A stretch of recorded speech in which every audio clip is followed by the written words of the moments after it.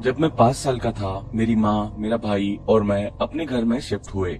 उसके पहले हम मेरी बहन, उसके हस्बैंड और मेरे 2 भांजों के साथ रहते थे, जब तक मेरी माँ अपने पैरों पे खड़ी नहीं हो गई थी। इस घर में शिफ्ट होने से पहले भी मैं काफी ट्रबल्ड बच्चा था। मैं लगभग हर दूसरी रात को नींद से उठ जाता था क्योंकि मुझे बहुत डरावने सपने आते थे। मैं बोलता था कि मुझे ऊपर के बेडरूम में 2 बच्चियां दिखती थी और असल में उस घर में कोई छोटी लड़कियां नहीं थी। जब हम वहाँ से शिफ्ट हो गए तब मेरी बहन को पता लगा कि पहले उस घर में 2 बच्चियां रहती थी जो मर चुकी थी उनके शिफ्ट होने के कुछ टाइम पहले। खैर, मैं आपको बता रहा था, हम दूसरे शहर में शिफ्ट हो गए एक बहुत अच्छे डुप्लेक्स में। हम बहुत खुश थे क्योंकि अब हमारा अपना घर था और अपना अपना रूम भी। अब काउच पे नहीं सोना पड़ता था। हमारी एक्साइटमेंट बहुत जल्दी खत्म हो गई जब हमने ऐसी चीजें एक्सपीरियंस करी जिनको एक्सप्लेन करना मुश्किल था। मेरी मम्मी धार्मिक थी, मतलब हम रेगुलरली चर्च नहीं जाते थे, पर सोने से पहले प्रे जरूर करते थे और खाना खाने से पहले भी, और कभी कभी बाइबल स्टोरीज भी रीड करते थे। एनीवेज, शिफ्ट होने के तकरीबन 1 महीने बाद मेरी कजिन, जो कि वहाँ लोकल चर्च में काम करती थी, उसने हमें कुछ ब्लेस्ड पाम क्रॉसेस गिफ्ट करे। मेरी मम्मी ने वो ले लिए और एक पीछे के दरवाजे में जाके लगा दिया जो कि किचन से जुड़ा हुआ था, और एक हमारे लिविंग रूम के दरवाजे के पास जो किचन के एकदम साथ था, और वहीं से सीढ़ियाँ ऊपर की तरफ जाती थी। क्रॉसेस को लटकाने के कुछ दिनों बाद हमने नोटिस किया कि हर सुबह जब हम ब्रेकफास्ट के लिए नीचे आते थे तो एक क्रॉस जमीन पे गिरा हुआ होता था। फिर मेरी मम्मी ने डिसाइड किया कि वो क्रॉस को 2 किलो पे हैंग करेंगे और पीछे एक टेप लगा देंगे ताकि वो नेल्स से गिरना बंद हो जाए। हमने सोचा शायद बाहर से आने वाली हवा से गिर जाते होंगे जब हम सो रहे होते हैं।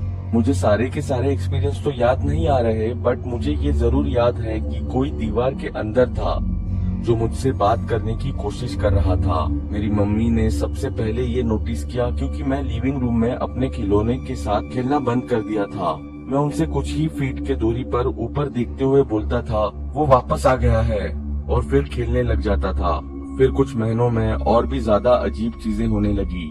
मेरे कमरे में टॉयज थे जो अपने आप चलने लगते थे। वो टॉयज जिनको चाबी से या रिमोट कंट्रोल से चलाना पड़ता था, वो टॉयज। मेरे पास पिक्चर बुक्स थी जिन पर बटन्स अटैच थे और उसमें से आवाज आती थी। वो हमारे हॉलवे के अलमारी में रखी हुई थी और किसी भी अजीबोगरीब टाइम पे वो अपने आप बजने लग जाती थी, जैसे कि कोई उसके बटन्स दबा रहा हो। उस टाइम हम 3 तरह के एक्सपीरियंस कर रहे थे और मेरी मम्मी को लगा शायद कुछ भूतिया हो सकता है।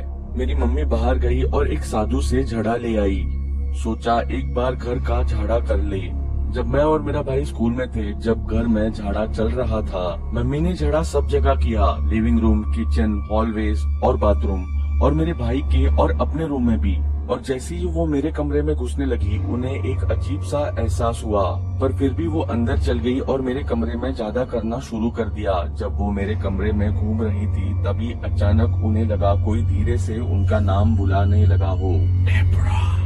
वो कहती है कि वो बहुत धीमी आवाज थी। वो थोड़ा सहम गई थी, पर फिर भी उन्होंने झगड़ा करना पूरा किया, और फिर 5 मिनट बाद उन्हें फिर धीरे से आवाज आई। इस बार किसी और की थी और थोड़ी क्लियर आवाज थी, डेब्रा। मम्मी ने बताया कि वो बहुत डर गई थी और उन्हें लगा कि उनके बालों की चोटी किसी ने उठाई और वापस नीचे कर दी। वो चुपके से मेरे कमरे से बाहर निकल आई। वो नीचे आ गई, कार की चाबी उठाई और फ्रंट डोर से बाहर निकली और मेरे स्कूल आ गई। वो 4 घंटे तक वही रही जब तक मेरा स्कूल खत्म नहीं हो गया। हम हमारी आंटी के घर गए और फिर वहाँ से अपने घर, और फिर बाद में उस रात को मेरे भाई को ऑफिस से लेने गए। ऐसा लग रहा था घर के झगड़ा करने के बाद अजीब सी चीजें कुछ ज्यादा ही होने लगी है। मम्मी और मेरे भाई को ऐसा बहुत सुनाई देने लगा जैसे कोई धीरे से उनका नाम लेके बुला रहा हो, डेब्रा, जोसेफ। और कभी कभी ऐसे लगता था जैसे कोई बहुत गाली देके बात कर रहा हो। मेरी मम्मी को कुछ समझ नहीं आ रहा था कि वो कहाँ जाए, किससे बात करे या क्या करे। जिन लोगों को उन्होंने बताया क्या हो रहा था, उनको लगा मेरी मम्मी पागल है और बाकी के लोगों को जानने में कोई इंटरेस्ट नहीं था। तो अब हम सिर्फ प्रे ही कर सकते थे और पॉजिटिव रह सकते थे। जो भी उस घर में था वो मुझे और मेरी मम्मी को ही टारगेट कर रहा था, ना कि मेरे भाई को। और हमें पता नहीं क्यों। फिर मैंने अपने रूम में सोना बंद कर दिया और अपनी मम्मी के साथ सोने लग गया। मुझे दिखता था कि मेरी अलमारी में कोई आदमी रहता है। मैं अपनी फैमिली को दिखाने लेके जाता था कि वो आदमी कहाँ रहता था, पर वो फिर किसी को दिखाई नहीं देता, सिर्फ मुझे ही दिखाई देता था। वहाँ रहने के 1 साल बाद मुझे और मेरी मम्मी को कुछ अजीब चीजें दिखाई देने लगी। वो रात में उठ जाती थी और उन्हें ऊपर सीलिंग में एक आदमी दिखता था, पर ना वो हिल पाती थी या शोर मचा पाती थी और वापस सो जाती थी जैसे कुछ हुआ ही नहीं। थोड़े दिन बाद मैंने भी ऐसा कुछ एक्सपीरियंस किया। जो हमें दिखता था उसकी लाल बड़ी आंखें थी और वो खिड़की के बाहर देखता रहता था और कभी कभी ऐसा लगता था जैसे मुझे बेड से उठा के कोई बाहर ले आता हो। मैं उठ नहीं पाता था, पर मुझे ठंडी हवा पता लगती थी, सुनाई भी देती थी और बहुत अजीब सी आवाजें आती थी। हमें बहुत सी बार कमरे के कॉर्नर्स में परछाई दिखती थी और जैसे ही हम उस तरफ देखते थे तो वो दूर भाग जाती थी। पर एक ऐसी घटना घटी जिसने हम दोनों को बहुत डरा के रख दिया। एक रात हम लोग अपने बेड में थे और मेरे भाई की उस रात नाइट शिफ्ट थी। मैं तो सो गया था, पर मम्मी तो मम्मी होती है, वो सो नहीं पा रही थी जब तक मेरा भाई सेफली वापस घर न आ गया। वो बेड के पास थी, जो कि उनके स्टैंड से 2 फीट की दूरी पर थी, जिसपे उनका पुराना कंप्यूटर पड़ा था और हार्ड ड्राइव भी। वो कंप्यूटर पर गेम्स खेल रही थी कि अचानक से उन्हें हॉल में से एक आवाज आई। तो वो अपना सर घुमाकर हॉल की तरफ देखने लगी और उन्हें कुछ दिखाई नहीं दिया। उन्होंने उस बात को इग्नोर कर दिया और वो वापस अपना गेम खेलने लग गई। और तभी उन्हें फिर से कुछ आवाज आई। इस बार वो आवाज कुछ तेज थी।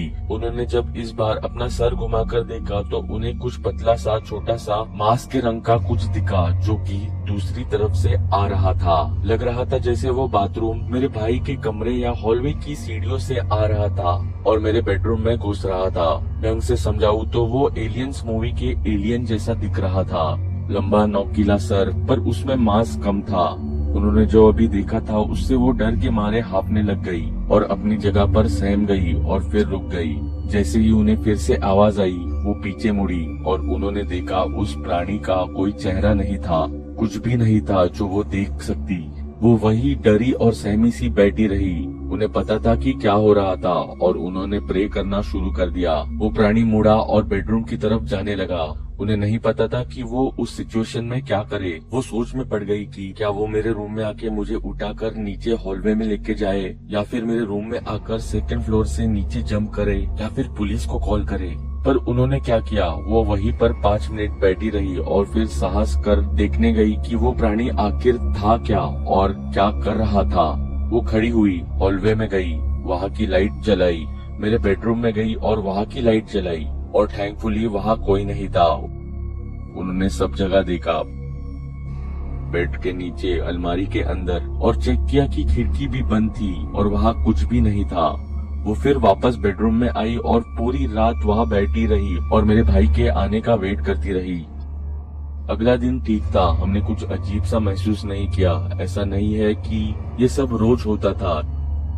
उस रात जब सोने का टाइम हुआ तो उन्होंने मुझे बेड में लेटा दिया और कहा उन्हें भाई से कुछ काम है। तो मैं बेड में ही लेट गया और अपना मुंह दरवाजे की दूसरी तरफ कर लिया। मुझे पता नहीं था कि वो भाई को जो रात में हुआ उसके बारे में बताने जा रही है। कुछ टाइम बाद मुझे लगा वो मेरे साथ बेड पे बैठी हुई थी, तो मैं उन्हें गुड नाइट बोलने के लिए दूसरी तरफ घूमा, पर वहाँ पर वो नहीं बैठी थी।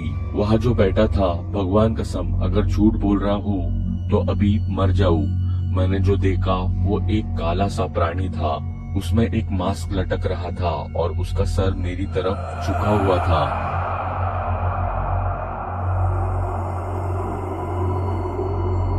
मैं चिल्लाया, मुझे नहीं पता मुझे और क्या करना चाहिए था। मैं इतनी जोर से चिल्लाया कि मुझे पता है मैंने अपने पड़ोसियों को भी जगा दिया होगा। और मैं जैसे ही बेड से उतरने के लिए उठा ताकि मैं कमरे के बाहर भाग सकूं, वो प्राणी एकदम से गायब हो गया, बेड के नीचे या कमरे के कोने में। जैसे ही मैं अपने कमरे से बाहर निकला हॉल की तरफ, मैं मम्मी और भाई के पास बहुत ज्यादा डरते हुए गया और मैं बहुत कांप भी रहा था। ऐसा लग रहा था तभी बेहोश हो जाता।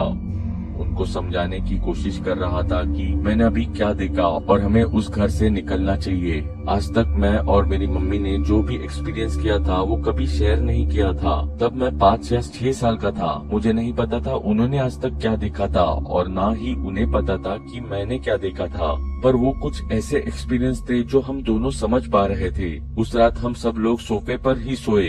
अगली सुबह मैंने उन्हें सब कुछ बताया कि मैंने क्या देखा था और मेरी मम्मी ने भी कंफर्म किया कि उन्होंने भी उसी को एक रात पहले देखा था। हम वहाँ ज्यादा दिन नहीं रहे, पर जब तक वहाँ थे हमें अजीबोगरीब चीजें होती हुई दिखती थी। और जिस दिन हम वहाँ से शिफ्ट हो रहे थे, दोनों क्रॉसेस जिसके बारे में मैंने पहले बताया था वो दोनों दीवार से गिरे हुए दोनों रूम्स के बीच में टेरेस से नीचे मिले। वहाँ कोई हवा नहीं चल रही थी। वो कैसे गिरे कोई बता नहीं सकता। जब वहाँ से शिफ्ट कर रहे थे तब मुझे अपनी सारी बुक्स चेक करनी थी और डिसाइड करना था कि कौन सी वाली रखनी है और कौन सी वाली किसी को देनी है। कि एकदम हमें एक पुरानी बुक दिखी जो कि मेरी समझ से बाहर थी, क्योंकि मैं सिर्फ 6 साल का था और वो बुक ना मेरी थी ना मेरी मम्मी की थी और ना ही मेरे भाई की। ये बुक ऊपरी हवाओं के बारे में थी। मैंने वो बुक खोली और उस बुक के अंदर अजीब से चित्र बनाए हुए थे और मैंने तभी अपने मम्मी को बताया यही वो आदमी है जो मेरी अलमारी में बैठा था। ये अब तकरीबन 16-17 साल पुरानी बात है और मैं बहुत बार सोचता हूँ कि जो लोग हमारे बाद वहाँ रहने आए क्या उन्होंने भी अजीब चीजें एक्सपीरियंस की। जाहिर है कि हमने और भी बहुत चीजें एक्सपीरियंस की थी वहाँ, पर वो इतनी डरावनी नहीं थी जैसे मैंने आपको पहले बताई।